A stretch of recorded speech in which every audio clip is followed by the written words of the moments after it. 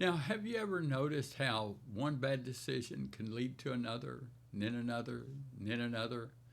Well, what if the real danger of sin isn't just the first step, but where it eventually takes you? Well, howdy, and welcome to Friday's edition of Today's Bread. Now, this week we've been walking through Abimelech's rise and fall, and today's focus is the king is dead. Our scripture reference is Judges 9, verses 50 through 55. So let me ask you another question I've been asking a lot this week. Why is it so important to maintain self-control when it comes to sin?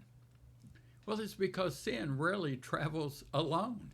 One sin leads to another. A person steals, then lies to cover it up, then maybe deceives again to protect the lie. And before long, what started small turns into a cycle that feels impossible to escape. That's exactly what we see with Abimelech. Once he started down this path of violence and ambition, he didn't stop. After destroying Shechem, he moved on to a city called Tibez, about 15 miles away, and did the same thing. Same pattern, same destruction, no restraint. But this time things turned. As Abimelech approached the tower to burn it down, a woman dropped an upper millstone from above, and it struck his head, fatally wounding him. And in that moment, his pride was still speaking. He didn't want he didn't want it said a woman had killed him. He didn't want to say that. He didn't want to say a woman killed him. So he called his armor bearer and had him finish the job. And just like that, the man who fought so hard to gain power, he lost everything. Now, verse 55 tells us that once Abimelech died, the men of Israel simply went home. It was over.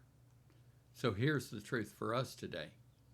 A life without self-control will eventually lead to self-destruction.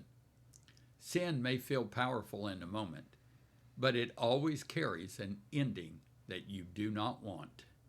So ask yourself, am I stopping sin early or letting it grow into something that will cost me more than I'm willing to pay? God calls us to live with wisdom, restraint, and surrender to Him, because that's where real life is found. Thank you for joining us today. And if these posts bless you in any way, consider sharing them to bless others and encourage others. Well, Friday's prayer focus for America is praying for families that they would raise children with wisdom, strong moral foundations, and a love for the truth and God. Now remember, Jesus is coming back soon. And Friday's blessing is, I will bless you with the knowledge that God will help you forget the pain of your past and make you fruitful and prosperous in your future. Now, Jesus is the bread of life, and may His word nourish you today.